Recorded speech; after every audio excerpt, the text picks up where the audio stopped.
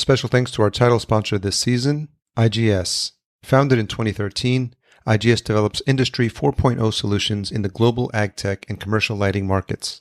As an industry innovator, they make revolutionary controlled environment growth products. For more information, visit intelligentgrowthsolutions.com. That food I brought home that I grew for me was the transformational piece of this. I mean, it sounds corny, but it's true. I started eating food that I was growing, and it completely changed my eating habits. I started eating better. I started feeling better. I started taking better care of myself. I got through some personal stuff that I needed to get through. It just was a really great time in my life.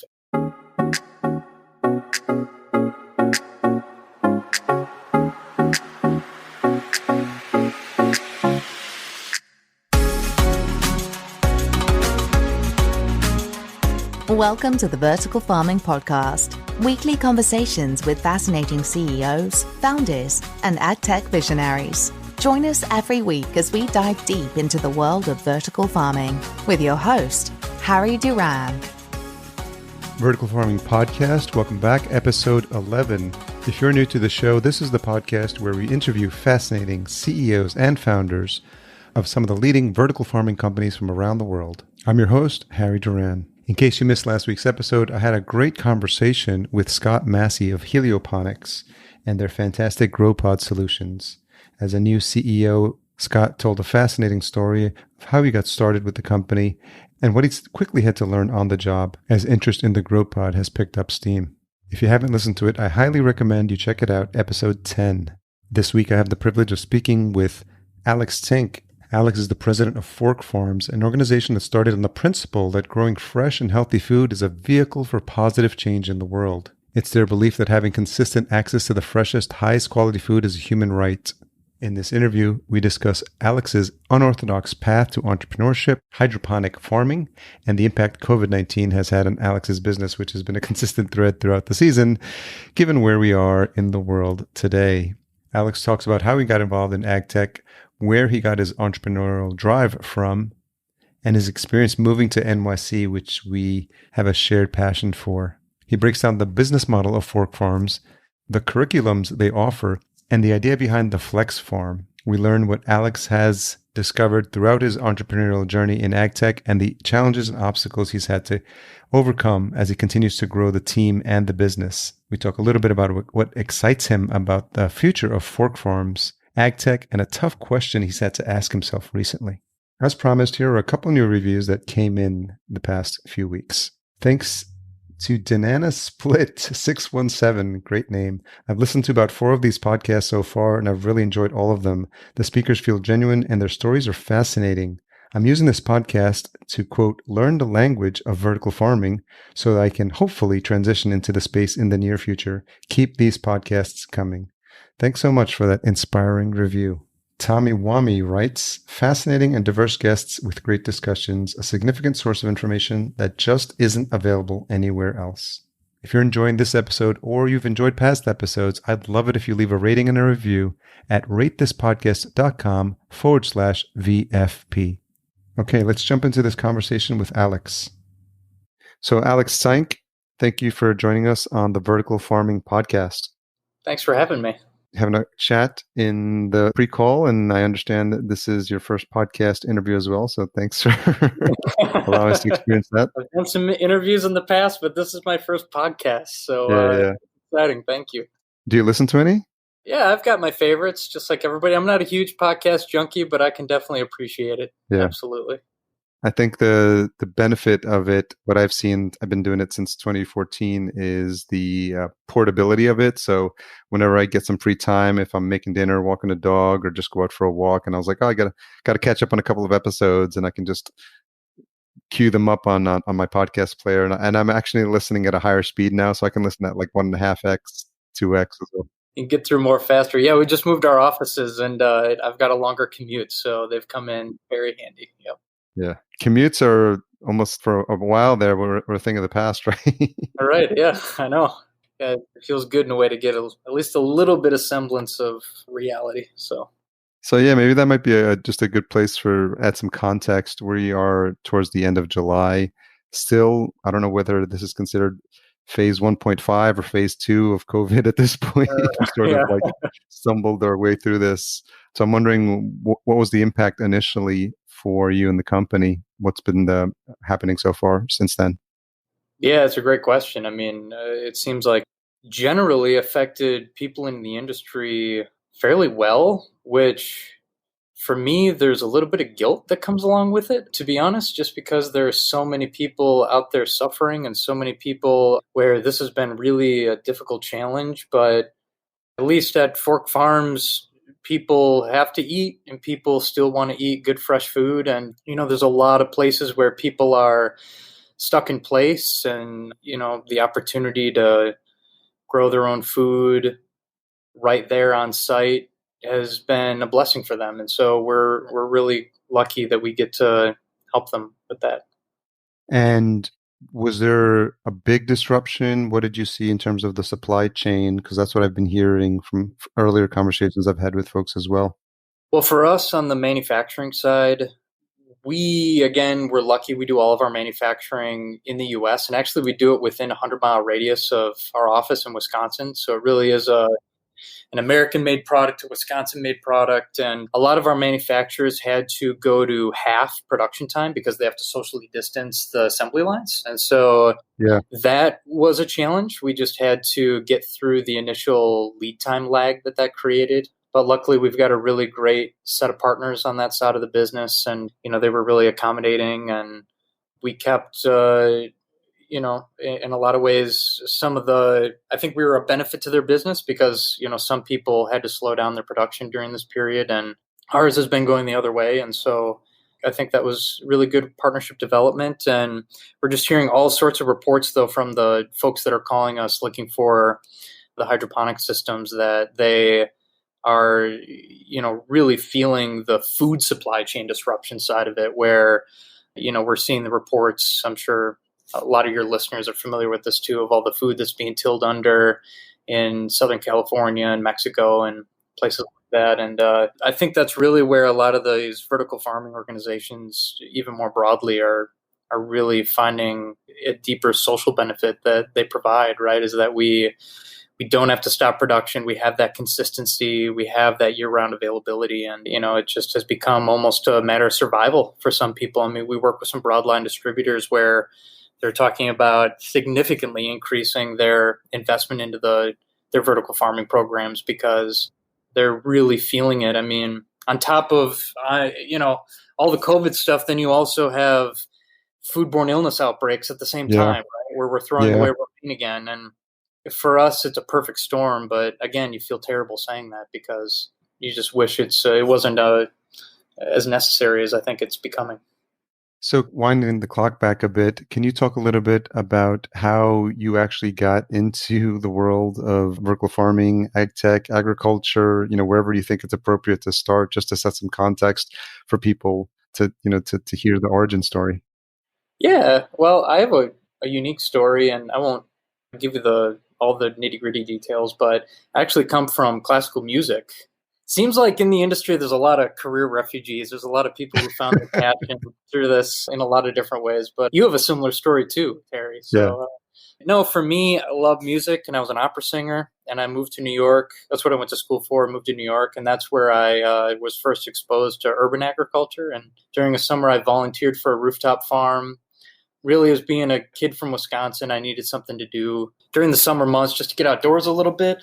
But the gentleman who had started this rooftop farm had a very cool model. He would grow all this food, and majority of it ended up being donated to the food pantry that was right on the first floor of this building in Bushwick, Brooklyn. Yeah. And I just thought that was cool. I had never seen such a tight ecosystem like that, and to see it in East Brooklyn like that was very cool. I mean, you just could see the impact immediately with the families coming through, getting this fresh food. And so that was really inspiring. And at the end of the summer, he let me bring a bunch of the food that I had helped grow back to my apartment. And that was the first time I had ever really eaten what I had grown. Which is wild in New York City and in Brooklyn. I mean, to even think about the possibility of that happening. I grew up in Yonkers and I've lived in Greenpoint and Lower East Side as well. So Exactly. And a kid from Wisconsin where you drive 10 minutes in any direction, you're in the middle of farmland, right? So yeah. it really is wild. And I tell you, that food I brought home that I grew for me was the transformational piece of this. I mean, it sounds corny, but it's true. I started eating food that I was growing, and it completely changed my eating habits. I started eating better. I started feeling better. I started taking better care of myself.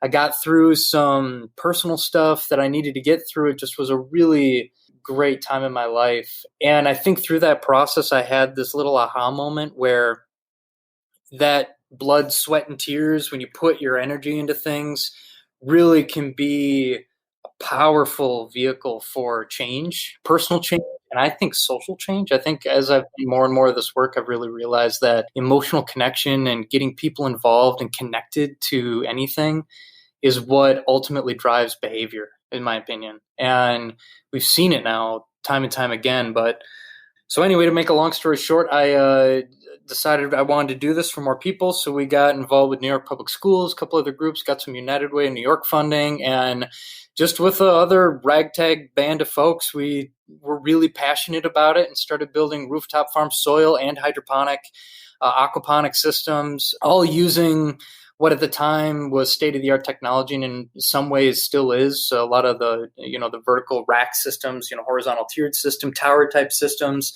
and they all worked great, but none of the programs that we had were really willing to scale to feed a lot of people. And they were all up for, build us basically a demonstration size thing. They'd use it for education. That was great, but you don't really feel the impact until people really get the whole seed to plate experience, right? They grow the food and they get to eat the food, right? And so I did a little study to figure out why. And what I learned was that every one of these partners, it came down to the price of the food. So they were reporting that using these systems, again, educationally, it was great, but it was costing them anywhere from $3 to $8 a pound just to grow it, right? And you figure out the energy and the lights and the grow medium and nutrients and the time. And, it can be very expensive to do vertical farming. And so it really put this bug in me to figure out maybe there's a way to do it a little bit better in a slightly different way. And around 2014, and this is after 30 prototypes, Harry, and flooding the apartment floor. I'm not an engineer and I don't claim to be. So it took me trial by fire. Exactly. A lot of trial and error. But I stumbled into this really simple idea where if you put a grow light, a particular type of grow light, in the middle of a bunch of reflective surfaces, that the light will actually bounce around inside that enclosure. And if you build it right, you can dial back the wattage of the bulb by 50+% in order to achieve the same yield outcome compared to other systems. And so that really dropped that energy cost really substantially. And from there, I just listened to the folks we were working with to learn how do we make this thing as easy as possible to use. And that was how the technology was born. Labor efficiency and energy efficiency is really what we're all about. So keeping that cost really competitive. We're growing food, commercially now for sometimes less than $1 a pound, which we think is really good. And our goal through the technology is to utilize it to do the most good, right? So when I moved back home, I worked for Goodwill Industries and Feeding America, both kind of in the hunger relief side of this. And I learned a ton. And I think what I learned was it was such a deep passion that I just had to start the company. And I guess the rest is history from there. So where does that drive come from? Because you mentioned Goodwill. And something that I thought was also interesting is this idea of having that emotional connection. So is this something that, comes from your family, or is this just inspiration you've gotten over the years in terms of I sense a trend of wanting to do good for the communities and probably on a bigger scale, just for, the betterment of humanity as well. So I'm wondering where that might come from. Well, I think everybody in the vertical farming industry is trying to do something good. I mean, I know there's obvious profit motivation to do it. There's a lot of financial reasons to be in the industry, but we all see the disruptive benefit that this can do, right? For sure. But for me, That's a really good question. I mean, I'll have to hire a shrink and maybe dig into it a little bit. But, Yeah. I think part of it is you come into the world, I think everybody, and, we can debate this, but I think everybody at their core, is a social being and wants to fundamentally do good. And I think I've got great parents. I was really lucky on the parent lottery, and they always encouraged me to follow my heart. I mean, who lets their kid get into opera, right? I mean, it's not Yeah, like we come from a wealthy background, right? It's not like I grew up in a mansion. So I mean, it takes a particular parent to trust you enough to let you go down those paths. And I don't know. I think one thing my dad always says is if your intentions are pure, if you really are true to who you are and what you believe, that you'll end up surrounding yourself with people that you like, and you'll end up doing work that's meaningful to you. And I think that there's a lot of wisdom in that. totally. Yeah, yeah. Just out of curiosity, what type of opera singer are you? I'm a baritone. Okay. Yeah, lyric baritone. I sang a lot of Mozart. That was my thing. So you always have that as a backup to fall That's back right, on. exactly. Although not a lot of people are going to operas these days, so I don't know. Yeah, that's true too. So how did you end up in the city? It was on a music contract. I actually I went to school in Chicago. I went to Northwestern, their music school. They got a great program, and out of school, I ended up with a 2-year young artist contract. It was like a residency program, actually with Opera Tampa. But the whole crew lived in New York, so the agent, the manager, a lot of the people that were involved in the music side, we all lived in New York. And so it was just a natural place to be. And along with that, I could do other things. I mean, you're not doing operas all year round, right? So you'd have these 2 to 3 month breaks in between the opera. And so I'd, do voiceover gigs or theater gigs, or, I'd try to get into movies and stuff like that. So it was fun. It was a Yeah. great time of my life. Yeah. Any of your voiceovers floating around the internet somewhere? Yeah, I'm sure you can find them. I'm not going to tell you where to look, though. What was your impression as a? It's funny because I live in Minneapolis now, but I grew up in Yonkers in New York, and I've lived in LA, so just both coasts. And now I'm in the Midwest. And you grew up in Wisconsin. So what was your just first impressions of New York City?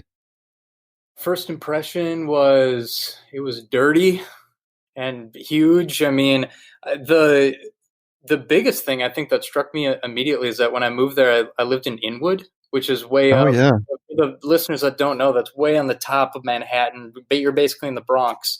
yeah, And it's a very Dominican heavy community, right? So I moved in yes, and I was the minority.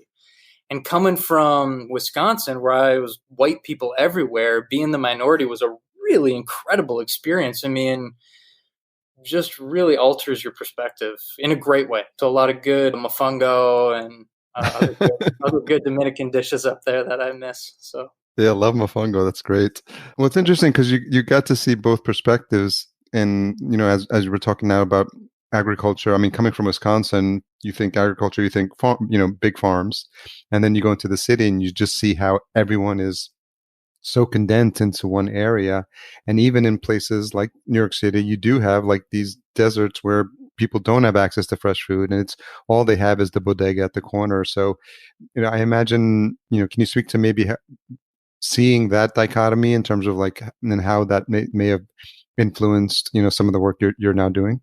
Oh, it's huge. I mean, there's poverty everywhere, but in my community in Wisconsin, it's very hidden. We do a pretty good job, during the winter, making sure that the homeless are inside and things like that. And with a city the size of New York, it's almost an impossible task. And so Yeah. you see it everywhere, right? I mean, you see people sleeping on the street, you see the food lines, you see it. And to see it is what really, I think, first turned me on to the idea of volunteering with that urban farmer that I had mentioned.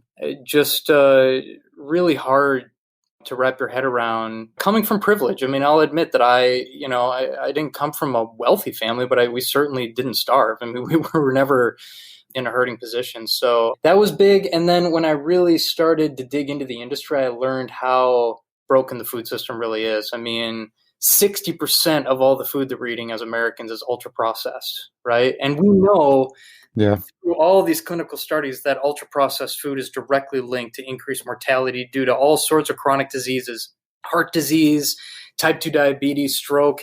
And if you're in poverty, what are you eating? right? You're buying food based on price and based on convenience, right? Yeah. Because generally you're working a lot of jobs, you're struggling to figure out how to make all the ends meet, and you don't have time to, cook a lot of fresh food, and all of this processed food is really, really affordable. And look at what we grow. We grow corn and soy and all this stuff that's easy to be processed. That's the stuff that's subsidized by the government. I mean, we all know the story. So, I think the food system is literally killing people, and it's disproportionately killing people in poverty. And that to me is wrong. That is not okay.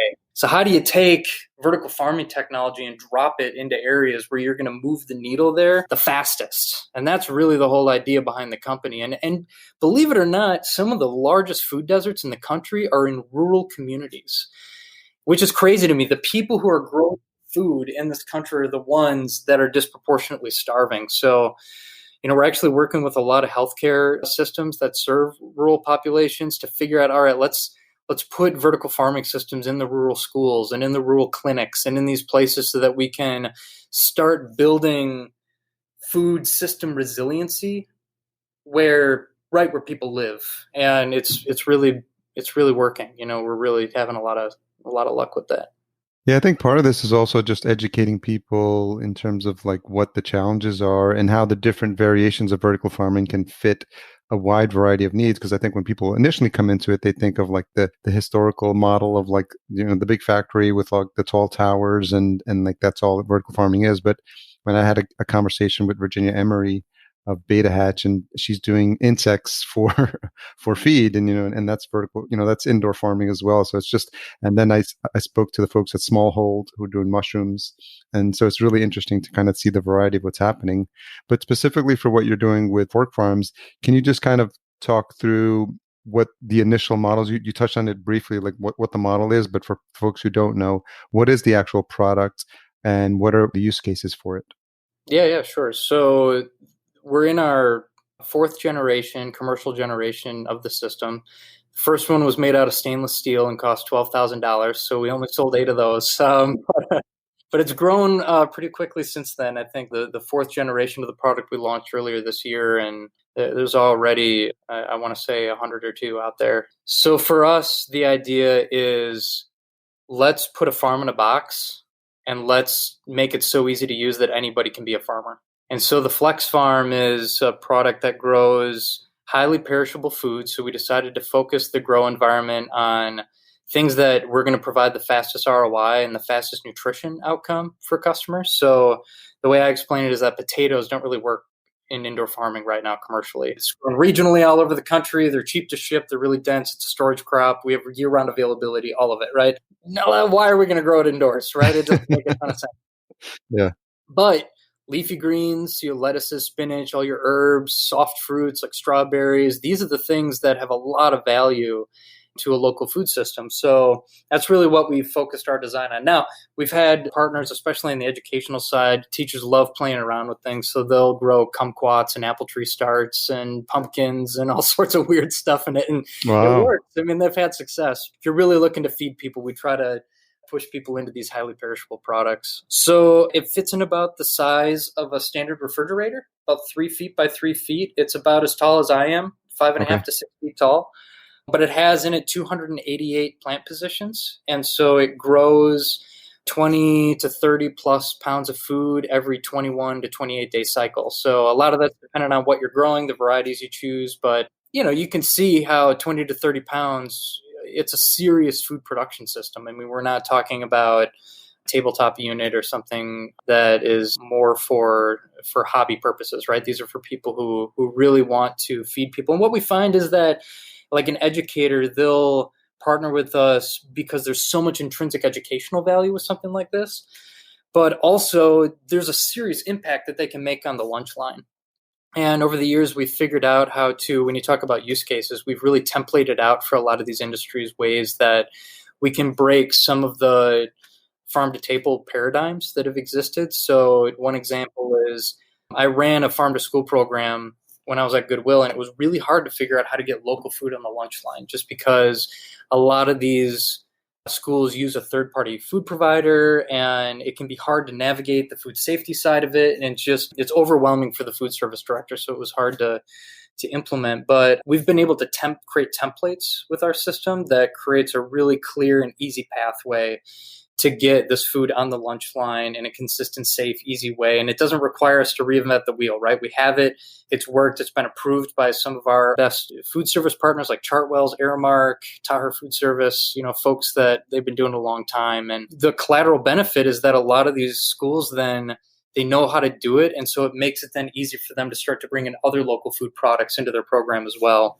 So that's a lot of what we do, is we really see ourselves being a learning organization. First and foremost, the agricultural technology that we have is the vehicle on how we get there. But really who we are at our core is we're a group of people very focused on our social mission and providing as much value as we can back to the partners, right? So, another example is with assisted living facilities, right? We develop programs that bring a lot of purpose to the work of running a flex farm to the residents, right? So how do we have these seniors who are there living get as much value and sense of purpose and love for this indoor farming program that they possibly can, right? So, that entails cooking lessons and activities that they can do with the staff there, and ways to share the food into the community, and all of these ideas that frankly we didn't come up with. A lot of the initial go to market for this product was, is this something that you could use? There was nothing else like it at the time. What I tell a lot of people is it's almost like, I'm not trying to equate us to Apple, but it's a little bit like having the Apple II in the 80s. People were like, I have a typewriter. Why do I need like a personal computer that's twice as expensive? Or the Lisa. It doesn't make any sense. Right, exactly. So for us, it's a lot of we're educating the market, right? It's a part of the learning organization, educating the market, what this can really do for them and the value it can bring. And I would say the majority of our growth as a company is organic. We found that one partner and they loved it, and they have been referring us to people ever since then. It's been this giant spiderweb effect, very grassroots, very person to person. Food is really personal to people, and we've learned that you can't control it, right? You can't force them into the K-cup model, right? If you want to use your grandma's seeds that are heirloom from your backyard, you have to be able to do that, right? It's the right thing to do. Food justice and culture has to play a real significant role in who we are as stewards of a better food system, right? And can you talk a little bit about the curriculum package that you offer as well? Because I think that's an important part of what you guys are offering. Yeah, and that's the kind of stuff that we're constantly building, right? And that's stuff that we provide at little to no cost to the customers, right? So for us, we want you to use our technology. We want it to be the best in the world at what it does. But in terms of all that wraparound programming, we want to make sure that these things are used not just for the next couple of years, but for the next couple of decades. And that's how we do it, is we do it through the underlying programming that we provide. So right now we have a 28 lesson plan curriculum, if you will, that's been used all the way K through 12. Actually, there's been some community colleges and universities that have used it too. We've got some learning modules that are video that you kind of click through, and learning modules really focused on community college space. We really think that the future needs farmers, but it needs a different type of farmer than in the past, different types of farmers. We need more of the same to a certain degree, but we need different types of farmers. And so how do we attract the smart, innovative people that are going to be able to think differently and encourage them to enter into this space? So that's something that we're really invested in and care a lot about. We've got, again, programmatic stuff, application-based things where, well, what else can I do with this, right? Well, there's a whole set on if you want to grow food and sell it, right? So instead of a school growing food and eating it on the lunch line, how do they start a little junior achievement program or entrepreneurial program with their system and grow basil and sell it to the local restaurant for $10 a pound, right? Awesome. And then everyone goes on a field trip, or they buy band uniforms, or better and probably healthier than the Girl Scout cookies. No offense to the Girl Scouts organization, but it feels a little better, right? And a great model that we have is there's a bunch of, at-risk programs that run the system, and they'll sell the food, and actually the teacher will use the income to buy breakfast, like a free breakfast program for these kids who are usually truant. And, it's that sort of stuff. It just feels really good, and it's what helps you get out of bed every morning, Yeah. And then I've seen that now, I guess it's bigger organizations that have seen the benefits of the flex farms now are doing the multi-farms. Can you talk a little bit about that? Yeah, so pretty simple idea. We figured out a way to daisy chain the systems together really easy. So instead of having to take care of 8 individual flex farms, we tie them together, put them on one larger pump, and then you take care of one centralized reservoir that feeds all of these systems. And really what that is to encourage people to grow to scale, right? Grow to form fit what your need is. And so we have a lot of partners that'll reach out and say, okay, this is how much of this product that we go through, build us a farm that will make it so that we don't have to buy that stuff ever again. And what we find, which is interesting, is we usually encourage them to bake in an extra 15 to 30%, because when people are growing it and they start to see the quality that can be produced from locally fresh, clean food, the consumption rate inevitably goes up pretty significantly. And that's one of the big value propositions to the food service industry, is that if they can get people eating more fresh food, that's better for their bottom line. Do you see a mix in terms of the consumers? And you mentioned schools, you mentioned retail, restaurants. Do you have personal folks put in it? Is it suitable for residences as well? Absolutely. We've had communities, little neighborhoods, like 3 houses will buy one together. And it's on wheels, right? So it's not hard to roll it from one house to the next. And or one person's really into it, and so they'll take care of it, but then they'll share the food. I mean, the one thing I'll tell your listeners is that this thing puts out a lot of food. You got to be ready, because it's like bringing your outdoor raised bed indoors is really what I tell people. This isn't going to be like 6 basil plants on, but you're going to have to freeze your pesto if all you're growing is basil in this thing. So, but a lot of people love that. They want to have that year-round consistency, the year-round quality. I mean, most people don't know a really good, let's say lettuce, a really good head of lettuce stored correctly, fresh, if it's fresh from the farm, it should last 3 or 4 weeks in the fridge and still be ready to eat and good. I mean, how many times do you go to the grocery store and you're picking out the garbage from the little clamshell that you bought the day after you bought it? I mean, that's because it's been in transit for almost 3 weeks. It's not right. It's just, you're paying so much for that product, and the quality needs so much work. So we create lettuce snobs as part of what I think we do, which I don't know if that's good or bad, but a lot of people, they say, all right, now that I'm eating the good stuff, I'm never going back to the bad stuff. So, have you found certain varieties that are more popular that people are experimenting with? Yeah, they love wow factor a lot of times. So we've got a couple varieties that we recommend that have like really deep color that people love, or different flavors. We've got a lot of experimentation people love to do with basils. You can get lemon basil, or, a citrus basil, or purple colors. I mean, there's just the amount of variety of seed, if you aren't familiar, will shock you. I mean, there are thousands of lettuce types alone out there. I mean, not to mention the gamut, mints. I mean, chocolate mint, right? I mean, most people don't even know that that's a thing. It's delicious, right? I mean, that's why restaurants love it, right? Is that they, a high-end restaurant, a cafeteria, they'll put this in, and all of a sudden they have an offering that no one else in town has, because they can't get it. You can't buy it you can't get chocolate mint off the back of the truck. It's not going to happen. So all of a sudden you have this significant value add where you're providing something that is really exclusive to you, which people love. So I imagine there's been a lot of iterations, because you're at the 4th generation with where you're at now. What have you learned along the way, and have the improvements been towards just making it as self-sustainable as possible and just easy to maintain? I would say that's number one. It's really been a customer's first type approach for us is, let's talk to people and be continuously learning. Again, learning organization, constantly learning. How do we make this thing work better for you? What are your pain points? What do you not like about it?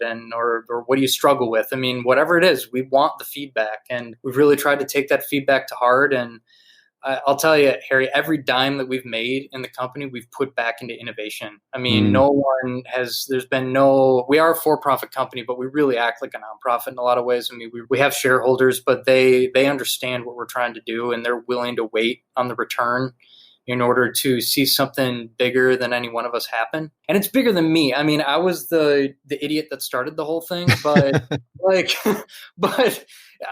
a lot of other people to blame at this point, right? I mean, I can't claim all the development and certainly not any of the success that we've had. I mean, all the way from the business development to the, the product development and everything in between. I mean, there's been a lot of smart people that we've roped into this. I would say for us, the biggest things that we've learned from customers are they want the ability to have it be as easy as possible, but they also want to be able to bake in complexity if they want. So like an FFA teacher, Future Farmer of America teacher, may not want this thing to only take 5 minutes a week, right? They might want the kids to spend a couple hours on it a week. So how do we do that, right? Well, okay, here's the way that you strip out some of the automation and make it a bit more manual and more applicable to some of the other systems that these kids may run across if they decide to get into the business. So there's a lot of that work that we've done, but the biggest upgrades from generation 3 to generation 4 was actually on the cleaning side.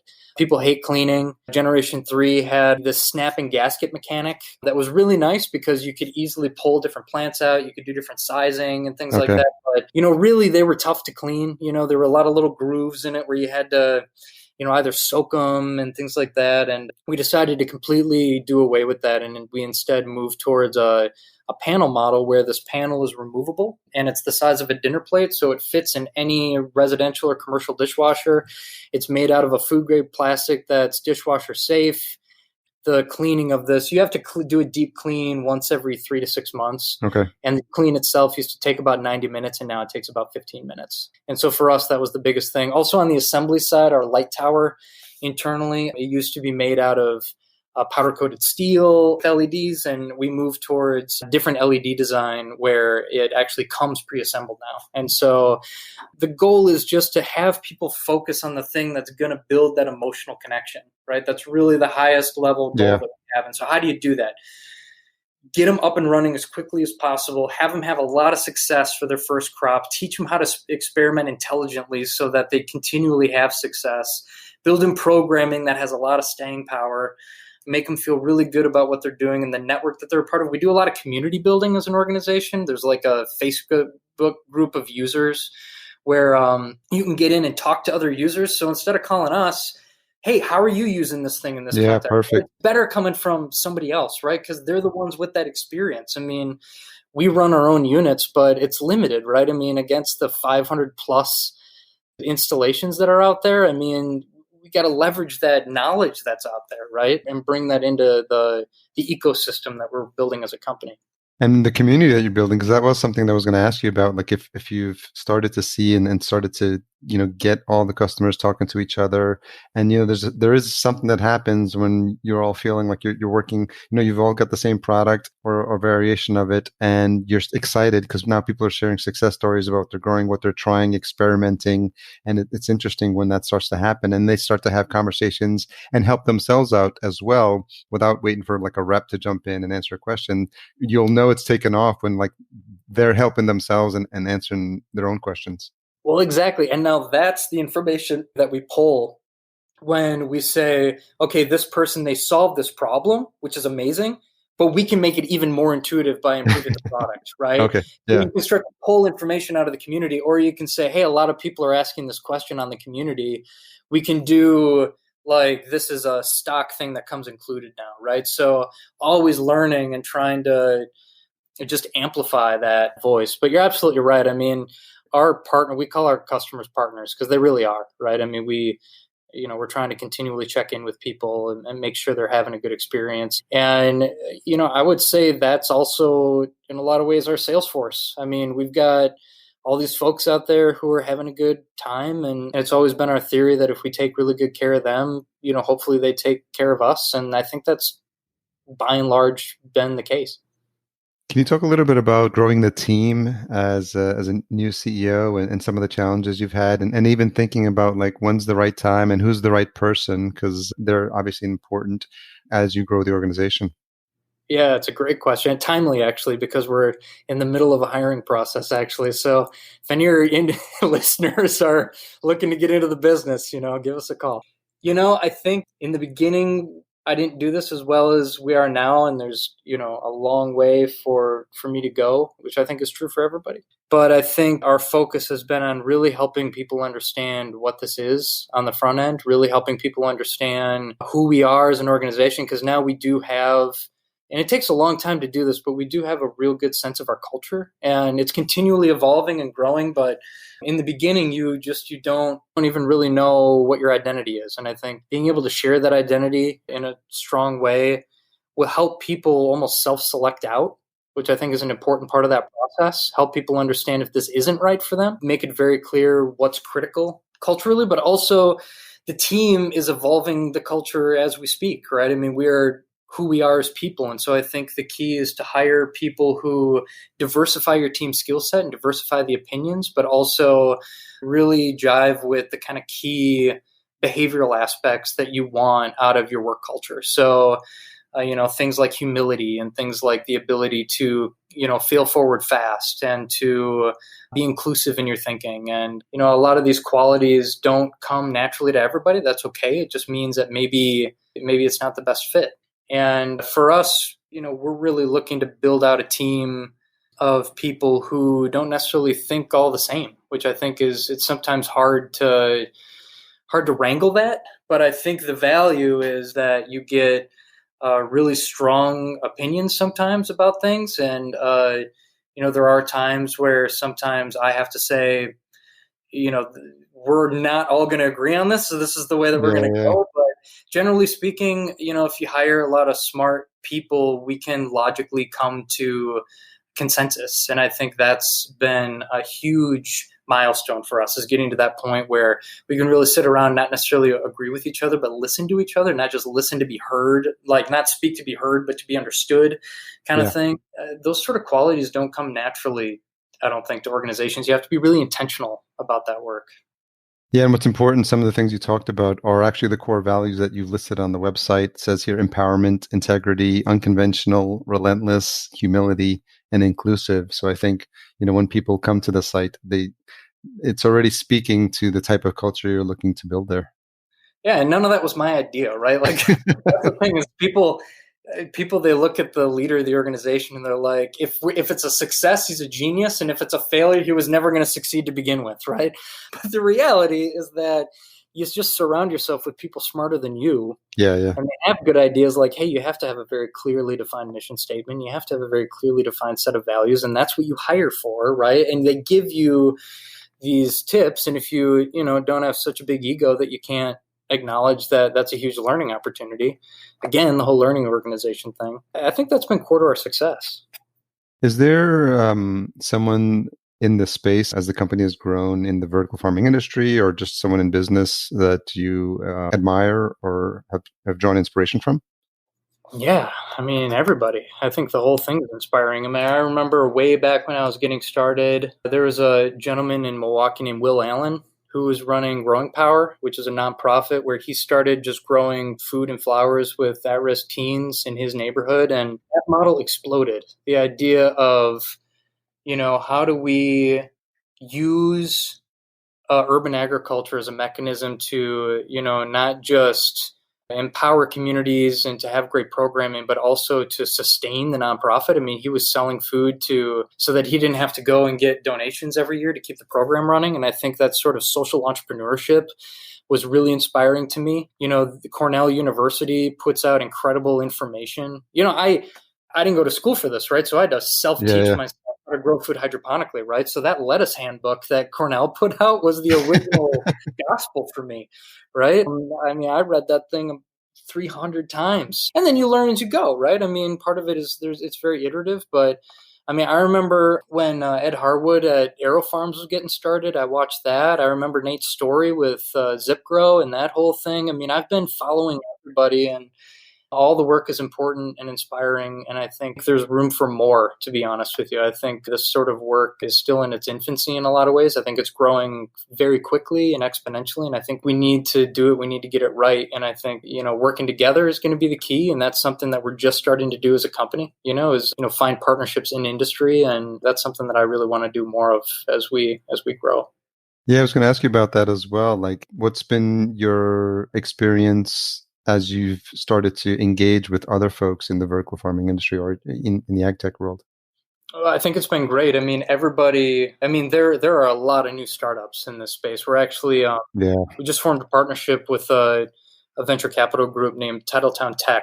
Okay. A joint venture between the Green Bay Packers and Microsoft. And we were lucky enough to get offered a place at their table. And so that's actually where we're moving our offices to. And they actually have a much deeper understanding of what's happening kind of in the emerging side of the industry, because they're hearing just all these pitches. I think they told me they've heard 450 wow.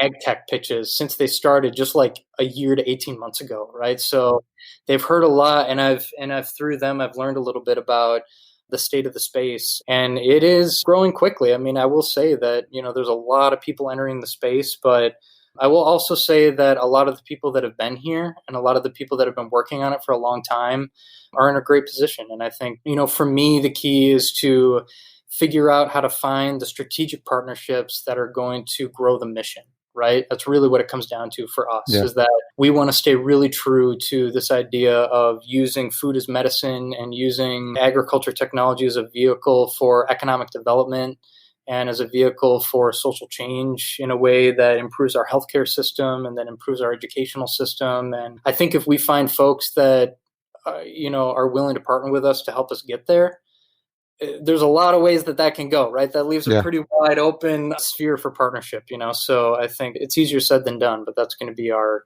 focus. Very, very cool. What's a hard question you've had to ask yourself lately or recently? I think I'm talking a lot about the mission today, but the reality is that we do run a business. We've got people that we employ. We're in the middle of a pandemic, and the unemployment rate is high and people are suffering, and there are constant stress factors on the business to produce, right, and to sell and to grow and to do all of those things, and we've been lucky in that sense, but also that being the day in and day out, working on the ground with customers, growing the business, being in the trenches, sometimes you can lose sight of really why you were here to begin with. And I actually recently had to do a lot of reevaluation personally to reconnect myself with all this. And I think it's going to be an ongoing practice, to be honest, in the business. It's going to require me to ongoingly check back in with that part of this. And for the team too, I mean, we're actually doing that work as a team, because it is easy to get caught up in, the next person that you're serving and the next deal that's going to come together and the next installation, that we're building. And you got to extrapolate yourself out of that periodically, and you have to maintain a laser-like focus of what you're trying to do and why you exist. And that's easier said than done, for sure. I've had to take a hard look as we grow of where my gaps are as a leader.